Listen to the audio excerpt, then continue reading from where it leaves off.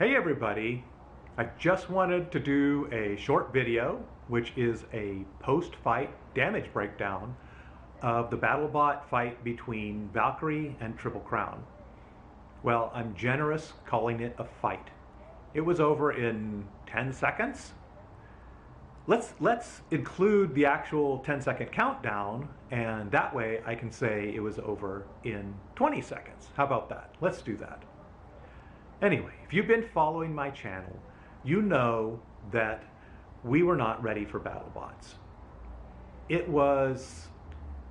had come to the point where we had called and told BattleBots we were not coming. And then we got a call from Greg Munson, and he said, you know what? You're not that far away. Go ahead and drive on up and be here and be part of it. Be part of the ambiance. Maybe we'll get you a fight. And after 18 years, you'll get a sense of what you need to do to compete. And he was absolutely right.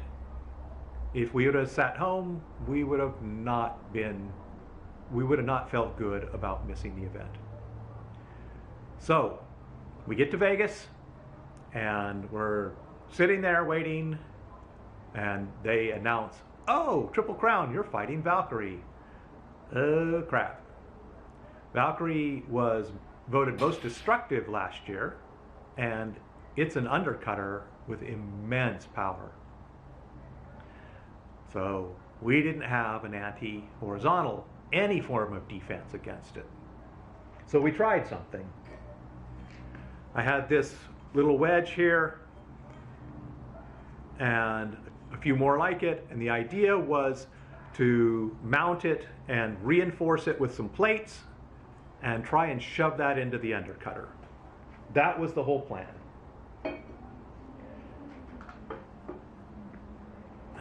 And that's the parts with the reinforcing plates gone because they were absolutely ripped off during the contact. Now, we weighed in at 216 pounds before the fight. We had some safety equipment still attached to the vehicle, 3 or 4 pounds more. There's 34 pounds that should have gone, along with these wedges, into some form of anti-horizontal defense. So all in all, we should have had something that weighed about 70 pounds. But we just didn't have it. So we went out, and the result was the result. So let's go into a little bit of detail about the damage.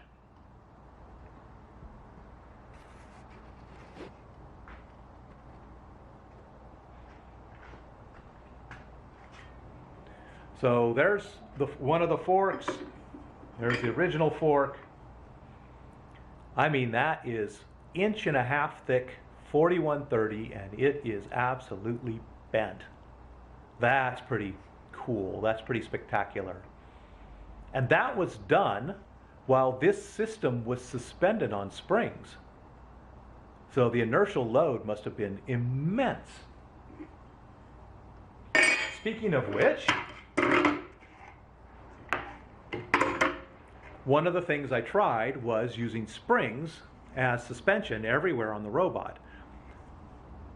So those wedges were attached to these springs, and these are the ones that took the shots from Valkyrie. Now, they look like they're reasonably okay, but it turns out that they are tilted about 2 or 3 degrees. And they are a permanent set to the wire rope that is going to keep them that way.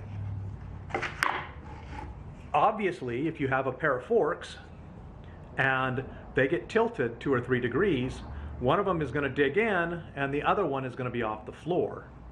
So that told me that springs, when you need reasonably precision alignments, are just not going to work. Data, that's what we're talking about here. The very first impact was not on the wedge, it was on this. And this is a simple Delrin donut that's on the bottom of our horizontal weapon.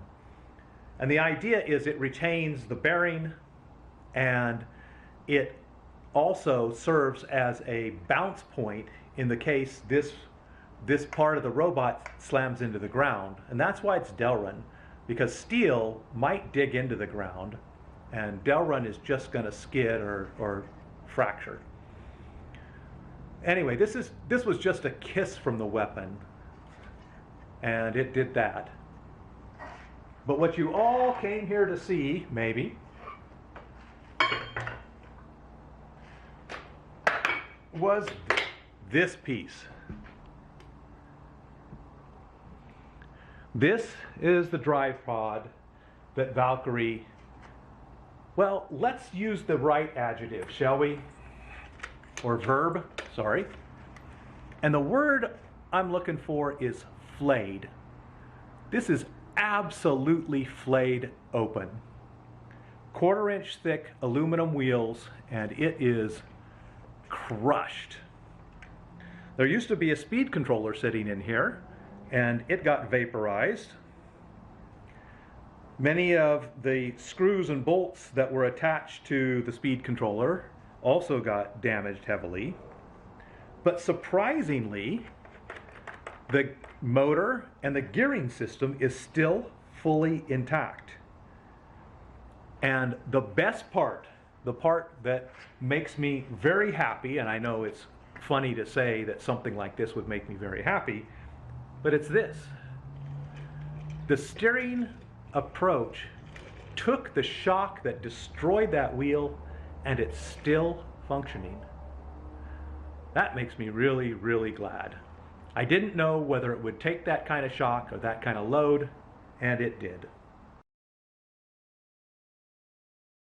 Hey everybody, one last addendum to that video. I've had a few people ask me why I was not looking at the robot when the countdown ended. And that's because I started seeing indications that my radio link to the robot was dropping out. And I thought when the fight started, I would be completely dead and would not be able to move. So I was looking at that link light to see if it was going to come back.